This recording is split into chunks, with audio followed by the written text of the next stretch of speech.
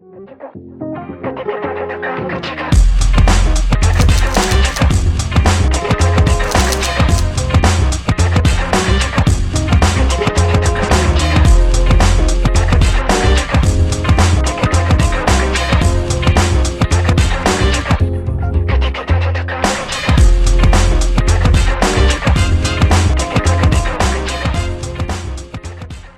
on back to the Alvernia Campus Show. I'm Anthony Florkowski, and this gorgeous man to my left is Trevor Spolin. Let's see what kind of fake news he has for us today. And now, to another plane story, where hanging on for dear life actually pays off. A pilot and his two daughters miraculously survived a crash by clinging to the wing of their half-submerged plane in Alaska's lake for 12 freezing hours. After their chilling adventure, it's safe to say they won't be signing up for any frequent flyer programs anytime soon. Pete Hegseth accidentally dropped classified war plans in a group chat. Talk about blow up in the wrong way. While trying to send a meme, he hit the wrong button and unleashed strategic military secrets to his buddy instead. The Atlantic's editor-in-chief received the plans and leaked the operation about the ongoing plans in Yemen.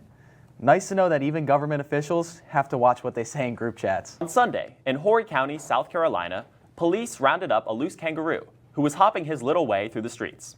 Allegedly, a runaway goat freed him from his constraints.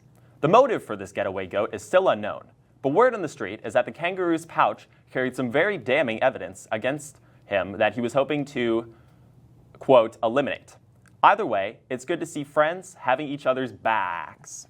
Brother, this guy stinks! Real-life episode of Looney Tunes, a recent test examined Tesla's self-driving system ability to recognize deceptive obstacles, like a fake tunnel painted on a wall straight out of a Wile E. Coyote cartoon. While the Model Y struggled with the illusion, the Cybertruck armed with Tesla's latest FSD updates saw through the tricks and came to a safe stop. Experts say this highlights Tesla's improving perception tech, but warn the stage tests like this don't fully reflect real-world performance. Here's a current representation of how Tesla's stock is currently doing. This week, a statue of a beloved historical figure was destroyed and stolen. The statue was of Paddington Bear. Two drunk Air Force employees were sentenced to community service and a fine after drunkenly attacking the Paddington statue in the middle of the night. They ripped the statue in half and took it home with them. Thankfully, the statue was returned, and the heartless criminals paid the price. Ohio woman Marissa Alcorn stopped by her local Goodwill after dinner when an awful painting caught her eye, mainly because its detailed golden frame. She decided to buy it for just $3, but after leaving the store, she noticed a small plaque with the name Johann Berthelsen. A quick Google search revealed that Berthelsen was a renowned American impressionist who passed away in 1972. To her surprise, the painting was an authentic piece titled Chapel St. Patrick's Church, and it was sold for $2,875, nearly 1,000 times more than what Marissa paid. In what can only be described as the Great Otter Escape of 2025, a pair of mischievous otters had turned a routine day at the Maple Creek Zoo into a winter wonderland frolic. The duo slipped out of their enclosure early, Wednesday morning, leaving zoo staff scratching their heads and the public cheering for the escaped otters. As of Thursday morning, the furry fugitives were spotted near a frozen pond, joyfully sliding across the ice in what onlookers described as a figure skating performance with zero coordination but maximum charm. A Texas highway briefly turned into a rodeo when 6 steers escaped from a trailer and took off running on Interstate 45. Authorities say a faulty latch allowed the animals to break free. While being transported from the Houston Livestock Show and Rodeo, deputies had to shut down multiple lanes of traffic to wrangle the highway cattle. Fortunately, all 6 steers were safely secured by the afternoon. And now on to Ian with sports.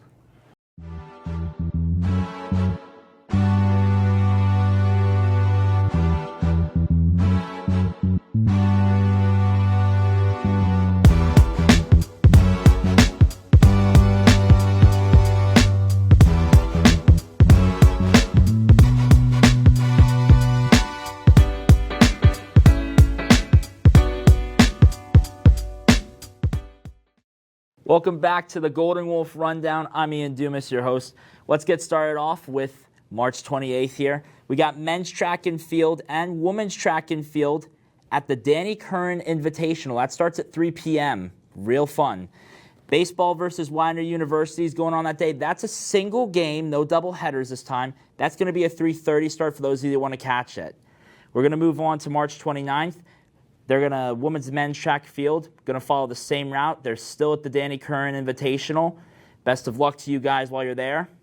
And then we got baseball at Winery. This time it is a doubleheader. It's out in Chester. That's a 12 p.m. and a 3 p.m. start. Then we have men's lacrosse. That's going to be at Kings. And that's going to be a 12 p.m. start. Go catch it out at Wilkes-Barre. And then women's lacrosse also plays Stockton. They're going to be at home, 12 p.m. start. Good luck to both of these teams. They've had wonderful seasons so far. Softball is going to be playing Widener. That's right here, right? That's a 12 p.m. and a 3 p.m. doubleheader game.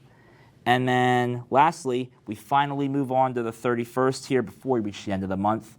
Women's and men's golf is going to start up. Fun times out on the greens. They have their spring invitational out in Moton, and that's going to start at 12 p.m. Now moving on to April. April 1st, men's and women's golf are going to do their second day of the spring invitational in Moton. That one's going to start at 11 a.m., just an hour earlier than the previous day. Softball plays Misericordia right here in Reading, PA. That is a doubleheader at 3 p.m. and 5 p.m.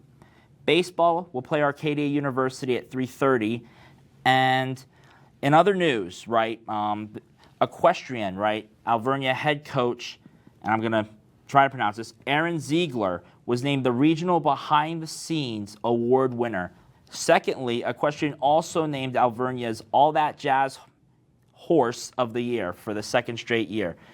Congratulations to the equestrian team for that. And now I have a very special segment today. Joining me is Club Ice Hockey DVC HC forward Mark Torre. Thanks for having me, Ian. Thanks for having me on the show. Appreciate it. Mark, welcome. Thank you for having me.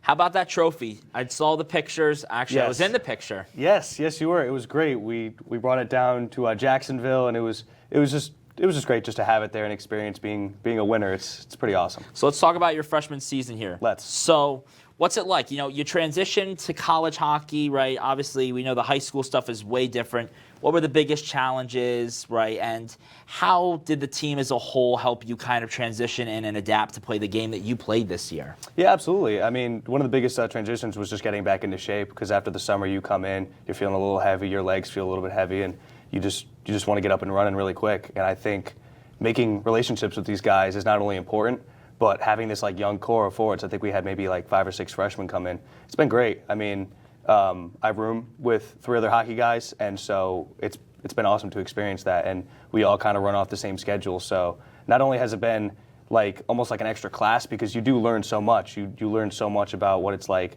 with the tempo of play, with the new coaching style, with the schedule of what it's like to be a college hockey player. But not only that, you do have to worry about being in shape a lot. And so I think one of the biggest things I learned was just to get back in shape and constantly be in that like hockey playing mode.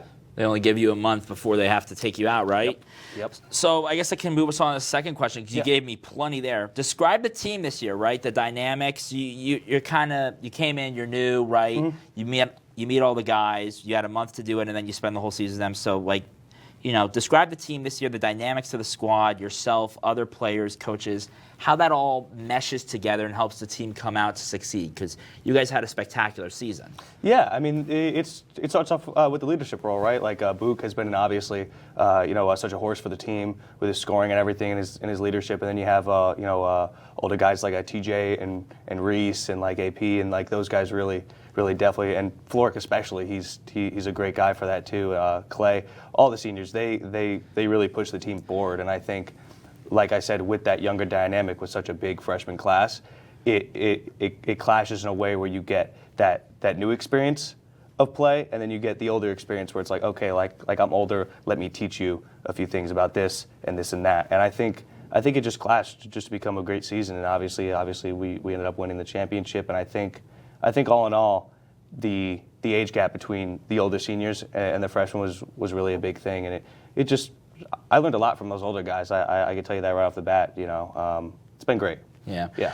Gonna miss TJ, super senior over Yes. there, and then Florkowski. Yes. What are we gonna do without that guy? I don't know. So, I mean, I guess we can kind of talk about this next too. There were so many, first-year freshmen on this team that just kind of joined, and Yeah. it seems like they had a large impact. Do you want to talk to maybe the impact that all these freshmen had? Well, we bring a lot of speed, I think. I think, guys like Ferg and Chick and myself and pretty much the whole freshman class, we just bring a lot of speed, and I think we also bring just a lot of quick thinking.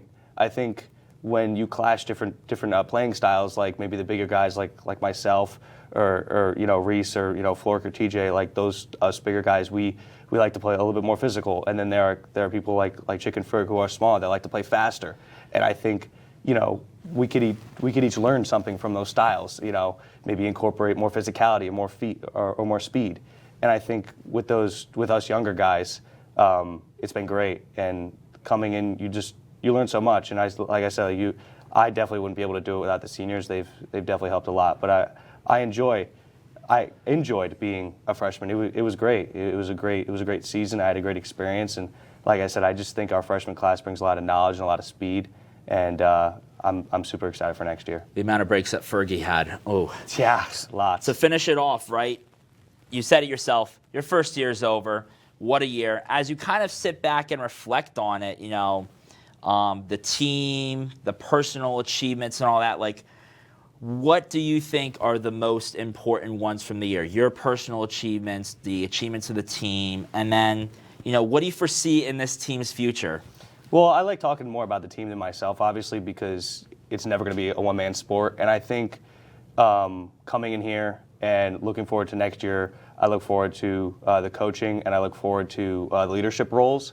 And I think the older guys are definitely going to push us a lot more. And I think the coaching is going to be a little bit more strict because I feel like when we went into nationals, we did have kind of a lack of conditioning, and I feel like that definitely played a role. So I hope next year we could definitely cut into that. And I think everybody's going to take it seriously over the offseason. I know myself, I'm already back in the gym. I know some other guys, some other freshmen that I've seen that are already back in the gym. Myself, Vaughn, Fergie, Chick, we're all just getting back in the gym.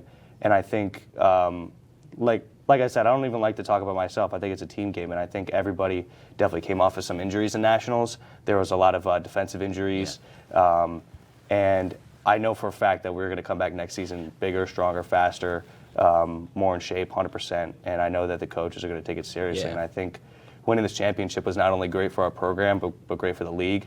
And I think hopefully the next few years we can make that jump up to the Empire. Yeah. I'd love to see that. Well, that's all the time we have, obviously. Yeah. But thank you for coming out, right? Absolutely. This I is appreciate Mark having me. Torre over here, DVCHC champion forward. Thanks for coming on. Appreciate it. Thank you so much. Thanks to Mark for joining me for that special segment. And now, off the bench, I got Matt, Tony, and joining us once again, Kyle. Off the bench. Get in there.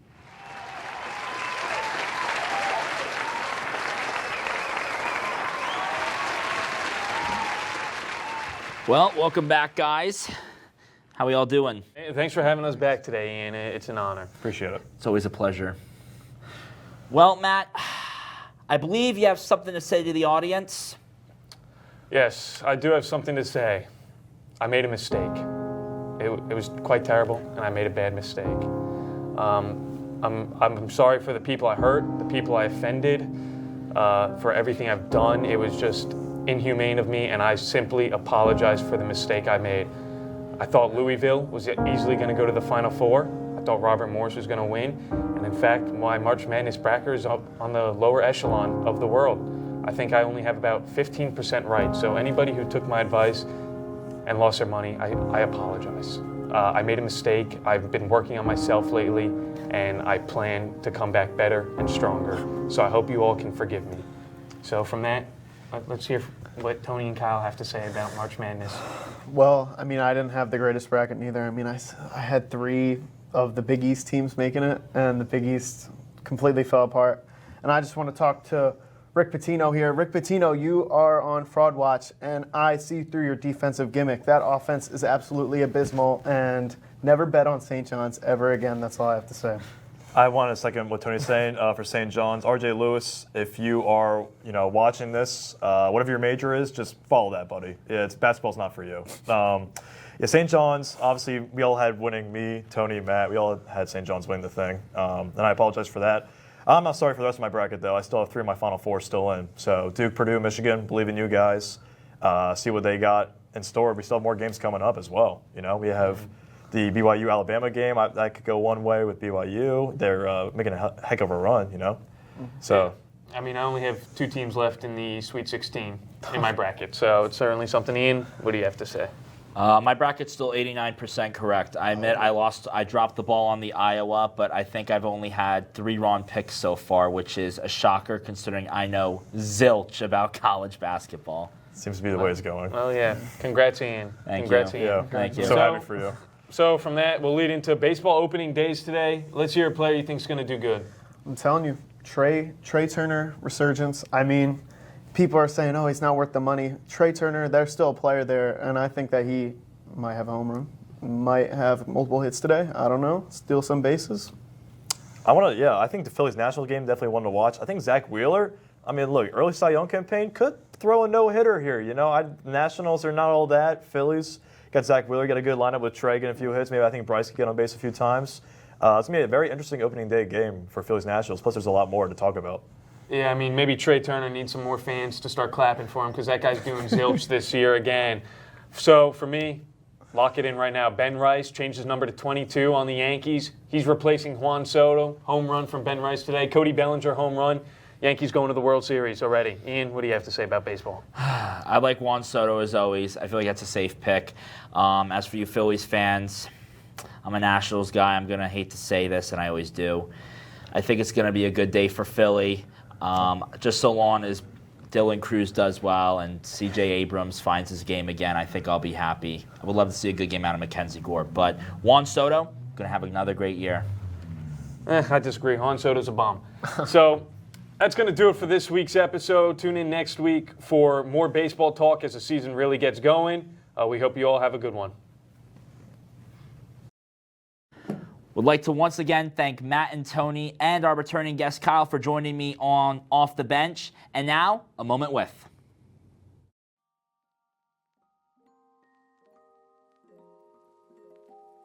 Hello, Alvernia community.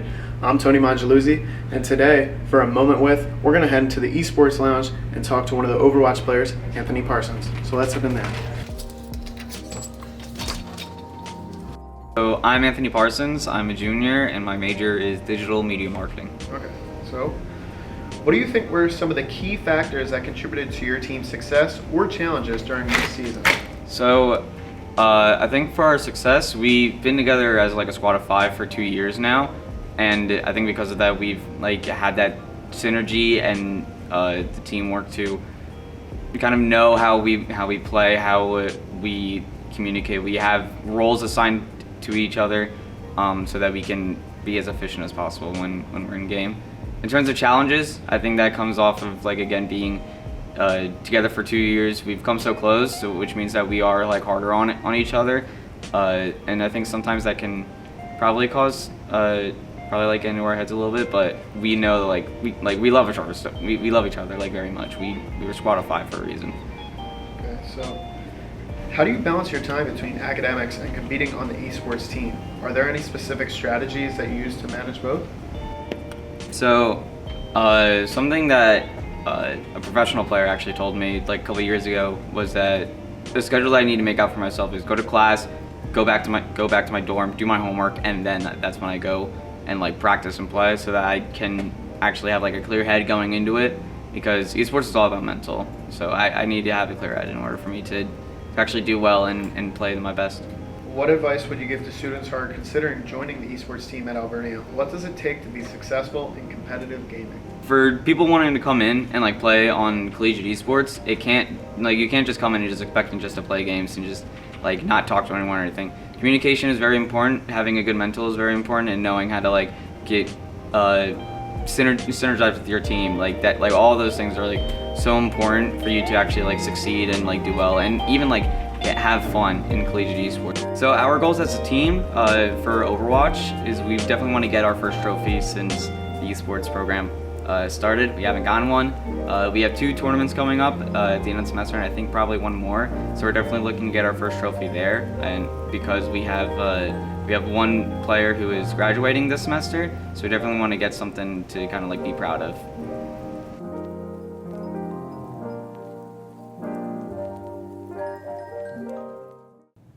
And now, here's your local campus news. Oh, my favorite event. Do you love gambling? Well, Alvernia has just the activity for you. This Friday, March 28th at 7 p.m., Casino Night will occur in the Francis Hall Auditorium. You might just get lucky and win back some of your tuition. Get out your grippy socks. On Saturday at 2 p.m., there will be a free trip to Urban Air Trampoline Park. Sign up by this Friday in the campus commons to secure a spot on the shuttle. Grab your gals. This Sunday at 11 a.m., the women's soccer team is hosting a designer purse bingo at the Plex. You can sign up on Pox to attend. Later that day at 5 p.m., there will be a Pinterest party in the campus commons living room.